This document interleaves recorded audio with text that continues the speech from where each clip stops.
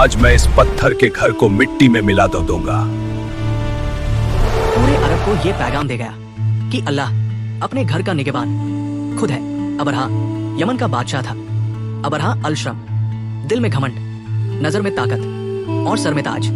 उसने देखा कि अरब के तमाम कबीले हज के लिए सिर्फ मक्का का रुख करते हैं। उनके दिल खाना काबा से जुड़े हुए हैं। अबरहा ने चाहा कि ये इज्जत उसके हिस्से में आए। उसने सना में एक शानदार गिरजाघर बनवाया जिसे अल कुलैस कहा गया। उसका ख्याल था कि अरब अब काबा को छोड़कर उसकी इमारत की तरफ आएंगे, मगर अरब का दिल काबा से जुदा न हुआ। यहीं से अबरहा के दिल में हसद और गज़ब ने जन्म लिया। इंतकाम। रिवायतों में आता है कि अरब के एक शख्स ने अबरहा के गिरजाघर की बेअदबी कर दी।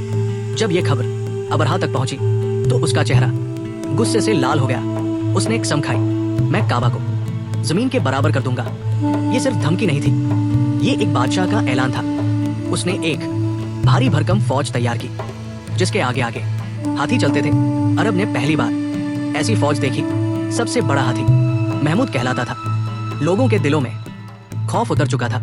जब फौज मक्का के करीब पहुंची तो शहर में सन्नाटा छा गया। उस वक्त कुरैश के सरदार थे हजरत अब्दुल मुत्तलिब। अबरहा ने मक्का के ऊंट जब्त कर लिए जिनमें अब्दुल मुत्तलिब के ऊंट भी थे। जब अब्दुल मुत्तलिब अबरहा के दरबार में पहुंचे तो अबरहा उनकी शख्सियत से मुतासिर हुआ। उसने पूछा, तुम क्या चाहते हो? अब्दुल मुत्तलिब ने कहा, मेरे ऊंट मुझे लौटा दिए जाएं। अबरहा हैरान रह गया। कहा, मैं तुम्हारे मुक़द्दस घर को गिराने आया हूं और तुम ऊँटों की बात कर रहे हो। उस वक्त अब्दुल मुत्तलिब ने कहा, मैं ऊँटों का मालिक हूँ और इस घर का भी एक मालिक है जो खुद इसकी हिफाजत करेगा। अब्दुल मुत्तलिब मक्का लौट आए। उन्होंने कुरैश से कहा, शहर छोड़ दो, पहाड़ों में पनाह लो। खुद वो काबा के दरवाजे से लिपट गए, आंखों में आंसू, लबों पर दुआ। मक्का बिला फौज रह गया।